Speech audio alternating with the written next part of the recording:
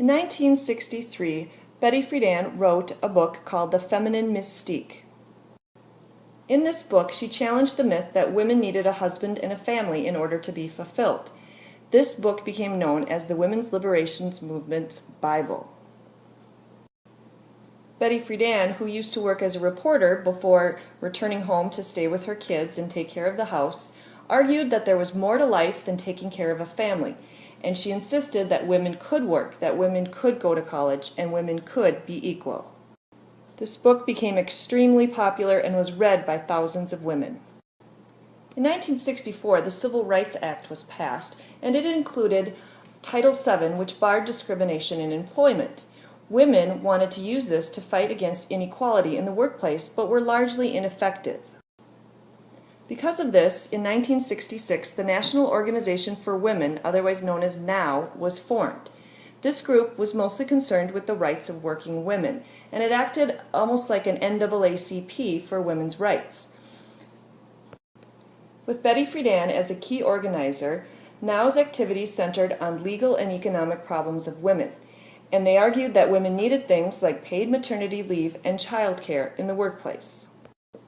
Much like in the African American civil rights movements, by the late 1960s, some women were thinking that the movement was moving much too slow, and we saw the emergence of radical feminists. These women wanted what they called liberation and not just equal rights. These radical feminists organized at a local level. There wasn't a national organization like there was with NOW. They tried to do things like consciousness raising to get women more aware of the discrimination they faced on a daily basis. They also turned to more dramatic protests, for instance, burning bras, protesting Miss America pageants, and so on. In 1972, the women's liberation movement saw its first major achievement when Title IX was passed. Title IX stated that public schools could not discriminate on the basis of gender. Male-only schools had to admit women, and, probably most significantly, girls' sports had to get equal funding. Before 1972, many schools offered maybe 1 or 2 sports for girls. Now, they had to offer the equal number of sports for girls and boys, dramatically changing the athletic departments in many high schools and colleges. The Equal Rights Amendment was another achievement that the women's liberation movement hoped to change. This amendment was first introduced in 1923 by Alice Paul, and it stated that equality of rights under the law shall not be denied or abridged by the United States or by any state on account of sex. This amendment was passed by both the Senate and the House of Representatives, but in order to get an amendment added to our Constitution, 38 states also needed to ratify it. Although there was strong support for the Equal Rights Amendment in the United States, there was also a strong movement against it, called Stop ERA, led by Phyllis Schlafly.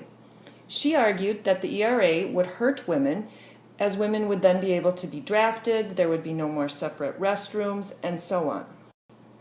The deadline for states to ratify the Equal Rights Amendment was 1982. The Stop ERA campaign was eventually successful, as by 1982, the United States was still 3 states short of ratifying this amendment. The Equal Rights Amendment has been reintroduced in every session of Congress since 1982. Today, the 113th Congress has a record number of women. On March 5, 2013, the ERA was reintroduced as Senate Joint Resolution 10 by Senator Robert Menendez.